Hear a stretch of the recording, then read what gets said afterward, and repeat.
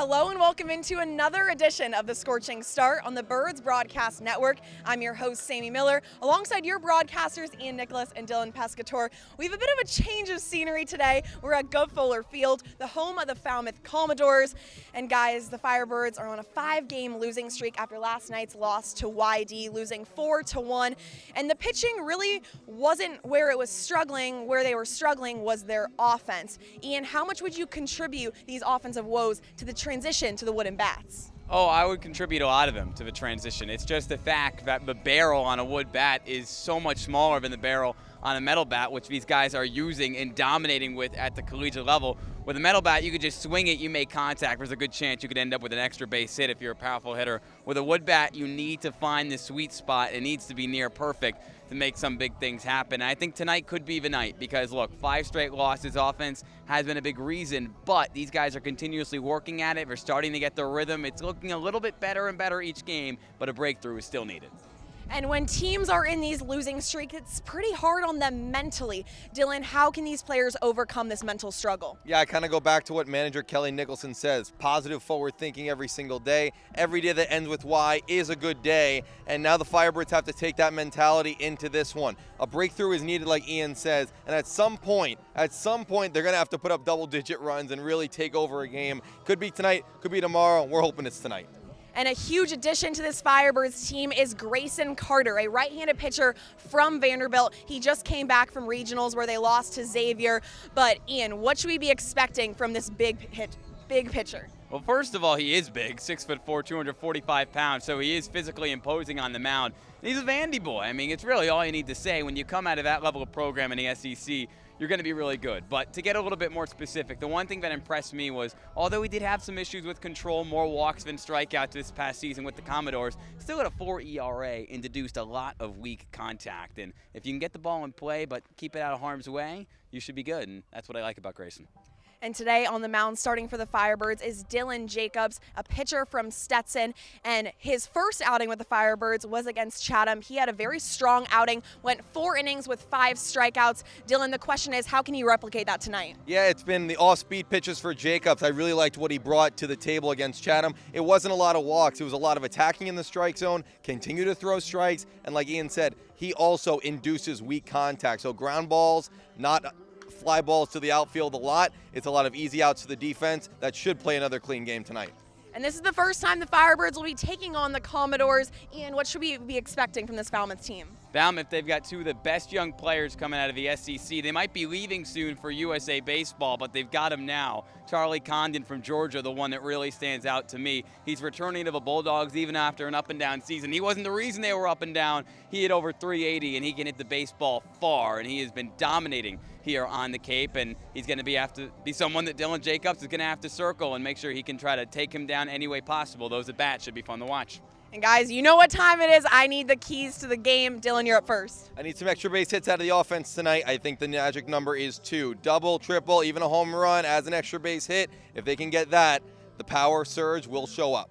Ian, how about you? What's your key? We need deja vu Dylan and not Dylan Pescatore, although he was a pretty good pitcher back in the day, but I take Dylan Jacobs any day. He needs to get it. Yeah, you're right, Dylan. He would need to get at least 12 to 15 outs tonight, limit the Commodores, I think, to 2 runs or less when he's on the mound. I think you set your offense up to get those extra base hits, take a lead, and keep it. Well, it should be a very exciting game against 2 strong teams. Stay tuned for a lot more content on the Scorching Start. All right, let's go to war, boys. You guys can get out. I'm now joined alongside Firebirds manager Kelly Nicholson. Now, Coach, we're a little over a week into the season. How would you evaluate the last 8 games? Well, we're on a little skid right now. It happens in the summertime. I think if it would have been my first or second year, I would have been flipping out and not sleeping and getting to the clubhouse at 4 a.m. like I used to. But it's early, and I've told our offensive guys to be patient. I like our arms. I like our defense. We have some team speed. We obviously have not been swinging the bat very well, and everybody knows that. I just told them to be patient. It takes a little while, and we're going to be just fine. And is there a position player that has really stood out to you so far? Well, Jack Penny has been pretty impressive swinging the bat. He's got really good bat-to-ball skills. He doesn't swing and miss very often. When he does, it's kind of surprising. And I think Joichiro Oyama is pretty exciting. there was a young man in the league last year named Riku Nishida that you probably saw. I went to Oregon and had a fantastic summer up here, and we had an opportunity to take him last summer and missed on him. And I said, I'm not going to let that happen twice because they're very similar players. He's good defensively. He can run. He can handle the bat. He can bunt. It's good energy every day, and guys really like watching him play, I think, and like having him on our team. And you guys also added a big arm to your bullpen, Grayson Carter, right-handed pitcher from Vanderbilt. He just got back from regionals, so how much is he going to mean to this team moving forward? He's going to mean a lot. He's good, right? Anytime you can get an arm from Vandy, I think it's a feather in our pitching staff's cap. It's going to be a big arm, like big, 95 to maybe 100. So I'm excited to watch him pitch. He's probably going to touch the rubber tomorrow, get him on the mound against Brewster and let him do his thing out of the bullpen. And he's a big, physical kid, and I'm looking forward to watching him pitch, Sammy. And tonight on the mound, it's Dylan Jacobs, a pitcher from Stetson. His first outing against Chatham was very strong. So what parts of his game do you like specifically? Well, he's kind of a veteran, right? He pitches at Stetson, and they turn out some pretty good arms, and he's been coached very well. He was good at Chatham.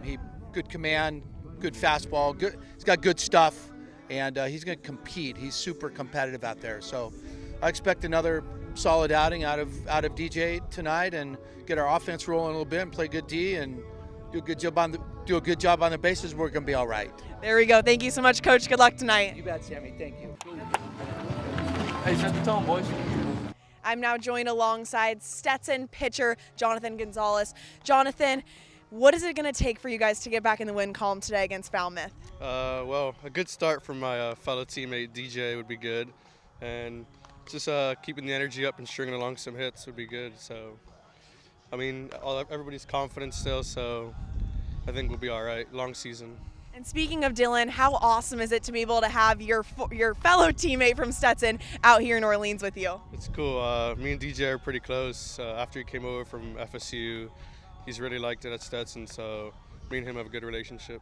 And even though you guys weren't able to get the win yesterday, you had a very strong outing. You went 2 2/3 innings with 3 strikeouts. What were you seeing on the mound last night? Just focusing on getting ahead early, throwing a lot of strikes, and putting some zeros up for my team.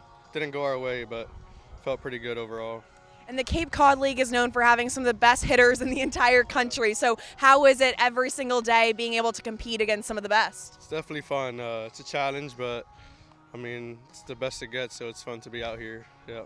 And putting aside the baseball aspect of it, how awesome is it to be able to form these connections with guys really from all across the country? Yeah, I mean, the amount of West Coast guys that are on the team is kind of crazy. I've never been around so many of them, so it's good to get guys from all around the country.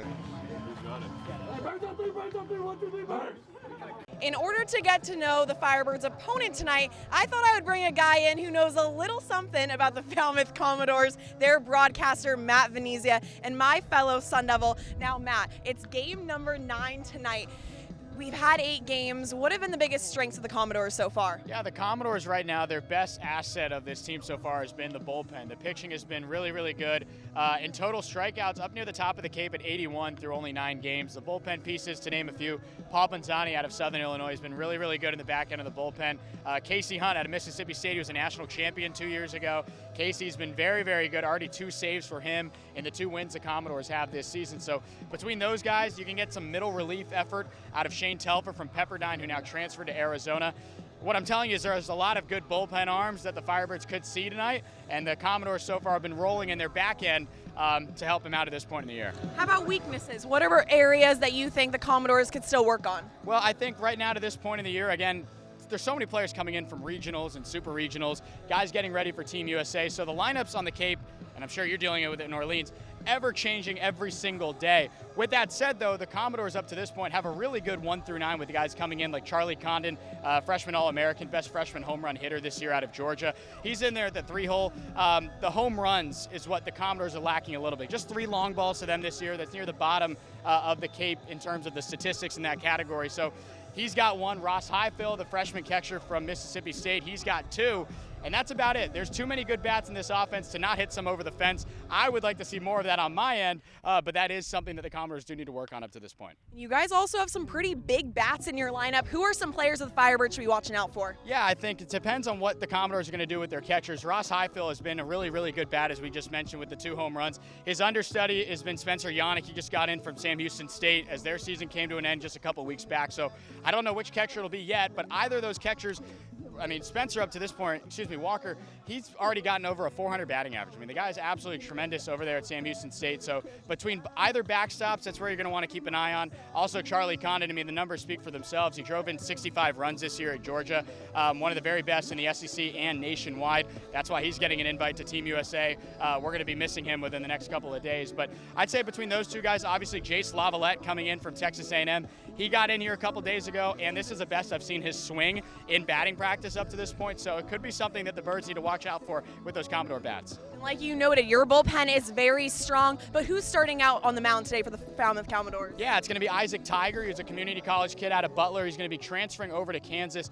Just one start on the Cape so far this year. He got hit around a little bit against YD in a home matchup here a few days back, and that was our first time we saw YD. Well, now we know that they're the best offense on Cape Cod. So I think those numbers are a little bit inflated given that Hunter Hines, who's the leader for MVP right now in the Cape Cod, all around the Cape. So a tough matchup for Isaac, no doubt. He throws a really good fastball sitting upper 90s, can sometimes touch triple digits. He's got a 4-pitch mix in there as well. So he'll keep the hitters off balance, I hope at least. But nonetheless, it should be a really good matchup with him on the mound. He gives the Commodores a chance to win every time he's out there. And usually I ask Dylan and Ian before the game what their key is for the Firebirds to win. So now I'm asking you, what's your key for the Commodores to win? Yeah, I think it's working good at bats, because yesterday in the loss that the Commodores had on the road in Hyannis, they actually did that very, very well. A 2-run home run by Ross Highfill, bringing up his name again. But the only set of offense for the Commodores, every inning up to the 8th and 9th inning, the Commodores stranded at least one base runner. That's something we actually haven't seen from them a whole lot, is getting guys on base and then trying to find that last hit in the inning to bring them in and score more runs. So if the Commodores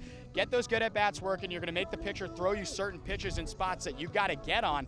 You're going to get some traffic on the base pads. You're going to make the Firebirds work out of the stretch and work quickly. That's what I expect to hopefully go well for Falmouth if they want to find a way to get a win against Orleans here at the Gov. Well, thank you so much, Matt. We appreciate your amazing knowledge. And hey, good luck tonight, too. Best of luck, but always, go Devils. Works up. That'll do it for this edition of the Scorching Start on the Birds Broadcast Network. Make sure you tune in at 6 o'clock when the Orleans Firebirds take on the Falmouth Commodores.